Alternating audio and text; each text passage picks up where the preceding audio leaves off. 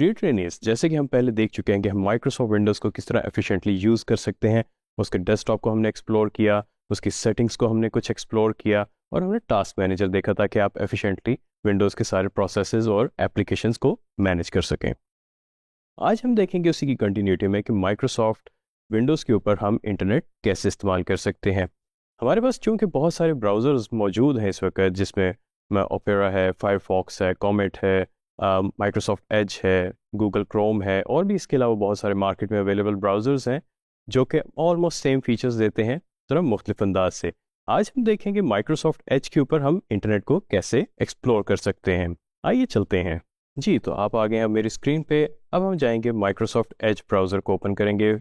Windows 11 और Windows 10 के अंदर ये प्री इंस्टॉल्ड होता है। अगर आपके पास कोई पुराना वर्जन है विंडोज़ का तो उसमें आप इंस्टॉल कर सकते हैं अगर आपके पास ऑप्शन अवेलेबल है। आगे चलते हैं। अगर हम देखें तो लेआउट बहुत ही सिंपल होती है वेब ब्राउज़र की, जिसके अंदर आपके सामने सबसे ऊपर टैब्स होती हैं जो कि आप मल्टीपल टैब्स ओपन कर सकते हैं। उसके नीचे अगर आप देखें तो आपके पास सर्च और एड्रेस बार होगी जहाँ पे आप सर्च भी कर सकते हैं और कोई वेबसाइट का एड्रेस भी एंटर कर सकते हैं। उसके साथ आपके साथ होगा रिफ्रेश का बटन और बैक जाने का बटन, ये भी हम आगे देखते जाएंगे। उसके अलावा आपने अगर ब्राउज़र के अंदर एक्सटेंशंस कोई ऐड की हुई हैं जिनसे आपकी ब्राउज़र एनहांस होती है तो आप यहाँ से एक्सप्लोर उनको कर सकते हैं। मज़ीद आगे जाएं तो आप देखेंगे यहाँ पे एक तस्वीर बनी हुई है और पर्सनल लिखा आ रहा है। इसका मतलब है कि ये मेरा पर्सनल प्रोफाइल है और इसको मैं चाहे ऑन विल चेंज कर सकता हूँ। पर्सनल का मतलब है कि मेरे पर्सनल वर्क और प्रोफेशनल वर्क को अलग करने के लिए स्पेसेस हैं। ये वर्चुअल स्पेसेस होती हैं जिनका फ़ायदा आपको प्रोफेशनली काम को अलग और पर्सनल काम को अलग रखने में फ़ायदा देता है।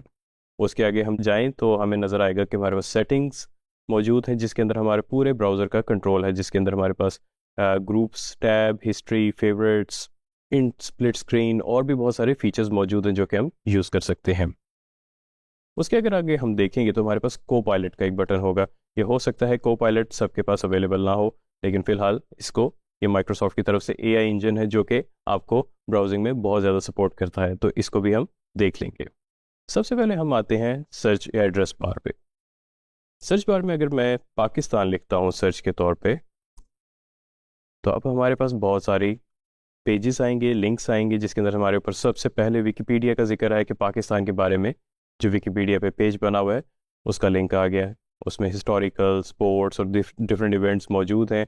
उसके अलावा कुछ न्यूज़ आ गए हैं, एनसाइक्लोपीडिया से डिटेल्स आ गई हैं, गवर्नमेंट ऑफ पाकिस्तान की भी वेबसाइट आ गई है और भी बहुत कुछ आ रहा है। इसी तरह जब आप सर्च करते हैं तो आपके पास बहुत सारे रिजल्ट्स आते हैं और उनमें से कौन सा ऑप्टिमाइज रिजल्ट आपने सर्च करना है या कौन सी आपको सही चीज़ चाहिए वो भी हम ज़रूर देखेंगे। मज़ीद आगे चलते हैं, हम इसी सर्च बार को वेबसाइट ओपन करने के लिए इस्तेमाल करते हैं। यहाँ पे मैंने क्लिक किया, मैं डिजिस्किल्स की ही वेबसाइट ओपन कर लेता हूँ क्योंकि मैंने ऑलरेडी ओपन की हुई थी, तो इसलिए मेरे पास वो हिस्ट्री में रिजल्ट आ रहा है। यहाँ पे मैंने digiskills.pk की वेबसाइट की और एंटर प्रेस किया और अब आप देखेंगे मेरे पास डिजिस्किल्स की वेबसाइट ओपन हो गई है। ये तो हो गया हमारे पास वेबसाइट ओपन करने का तरीका, लेकिन क्या हमें ज़रूरत पड़ती है कि हम मल्टीपल वेबसाइट्स की ओपन करें, हमें एक्सेस करना पड़ता है? हाँ, बिल्कुल करना पड़ता है।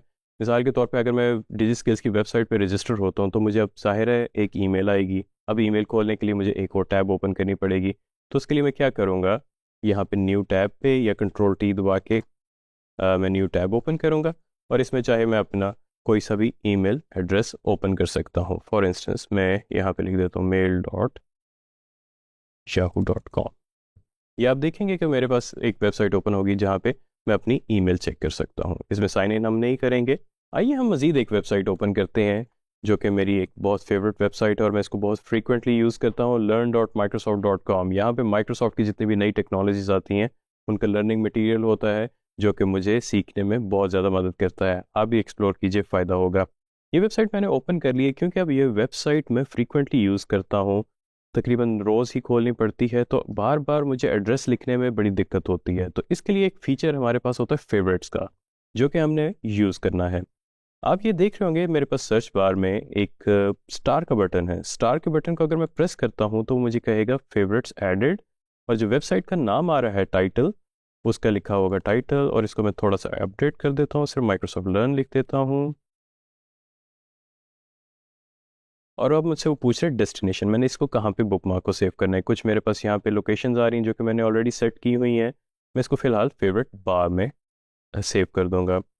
और ये मैंने डन कर दिया। और ये मेरे पास आप देख रहे हैं स्टार का कलर जो है चेंज हो गया है, इस वक्त ब्लू आ रहा है। मे बी आपके पास थीम के मुताबिक कुछ और आ रहा हो, लेकिन फिलहाल मेरे पास ब्लू है। इसका मतलब है कि ये वेबसाइट सेफ हो गई है। और मैं ऑन व्हील जब मैं चाहूँ, मैं सिर्फ एक क्लिक के ऊपर इस वेबसाइट को दोबारा ओपन कर सकता हूँ। आइए देखते हैं कैसे होता है। अब ये देख रहे होंगे प्रोफाइल के साथ एक फेवरेट्स की जो है बटन बना हुआ है। इस पर मैं क्लिक करूँगा तो मेरे पास सारी जो वेबसाइट्स मेरी अब तक फेवरेट्स बनी हुई हैं उन सब की लिस्ट आ रही होगी। काफ़ी तवील लिस्ट है। और आप सबसे नीचे देखेंगे तो मेरे पास माइक्रोसॉफ्ट लर्न जो कि मैंने अभी डाली है, इसकी लिंक आ रहा है। और इस पर मैं जब क्लिक करूँगा तो आप देख सकते हैं कि वो वेबसाइट फौरी तौर पे खुल जाएगी। एक हम नई टैब पे भी ट्राई कर लेते हैं। कि मैंने एक न्यू टैब ओपन की और सबसे नीचे मैंने स्क्रॉल किया और मैंने माइक्रोसॉफ्ट लर्न पे क्लिक किया और ये वेबसाइट खुल गई। अब आपने देखा कि मुझे एड्रेस डालने की ज़रूरत ही नहीं पड़ी, इससे मेरा टाइम सेव हो गया।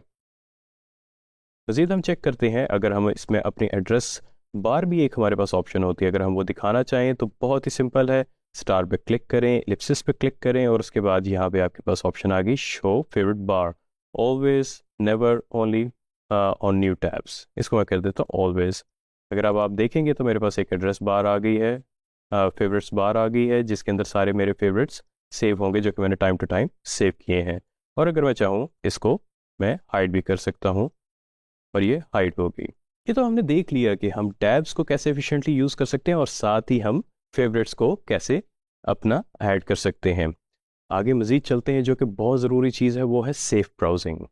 अगर हम सेफ ब्राउजिंग की बात करते हैं तो हमें मेक श्योर करना चाहिए कि जो हम इंटरनेट इस्तेमाल कर रहे हैं वही बात पब्लिक ना हो।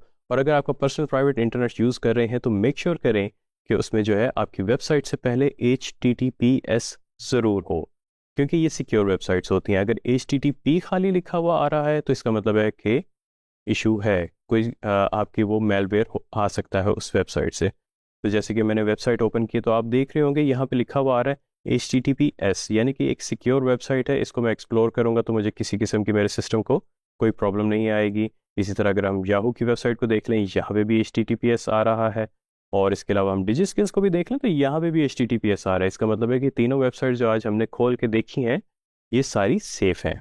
तो मेक श्योर कीजिए कि जब भी आप कोई वेबसाइट ओपन करें तो HTTPS उससे पहले लिखा होना चाहिए। हाँ, बाज़ औक़ात अगर HTTPS नहीं है तो आपके पास एक वार्निंग आ जाती है कि ये वेबसाइट शायद इनसिक्योर है, इसमें मॉलवेयर हो सकता है, तो इसको ना ओपन करें। अगर आप उस वार्निंग को चाहें बाईपास कर सकते हैं, लेकिन फ़िलहाल ना कीजिए तो ज़्यादा बेहतर है। अगर आप देखना चाहें कि आपने कौन कौन सी वेबसाइट्स ओपन कर ली हैं तो इसके लिए एक बहुत ही आसान तरीका है। आप ब्राउज़र की यहाँ पे मेन्यू पे क्लिक करें और यहाँ पे इसके बाद हिस्ट्री पे क्लिक करें या Ctrl+H दबा दें तो आप देखेंगे आपके पास एक बहुत तवील लिस्ट आ जाएगी। ये वो सारी वेबसाइट्स होंगी जो कि आपने मुख्तलिफ औकात पे ओपन की हैं और उनको आप चाहें तो वन क्लिक के ऊपर दोबारा से एक्सेस कर सकते हैं। और आपको जैसे कि इल्म होगा थोड़ा बहुत कि हम ब्राउज़र की जिस तरह हम यूज़ करना शुरू करते हैं तो वो आपके मेमोरी के अंदर तस्वीरें, ऑडियो, वीडियोस, कुछ भी जो भी आप ब्राउज़ कर रहे होते हैं वो सेव करना शुरू कर देता है। उससे क्या होता है कि आपके ब्राउज़र की परफॉर्मेंस जो है ख़राब होना शुरू हो जाती है। ये तो हमने देख लिया हिस्ट्री का।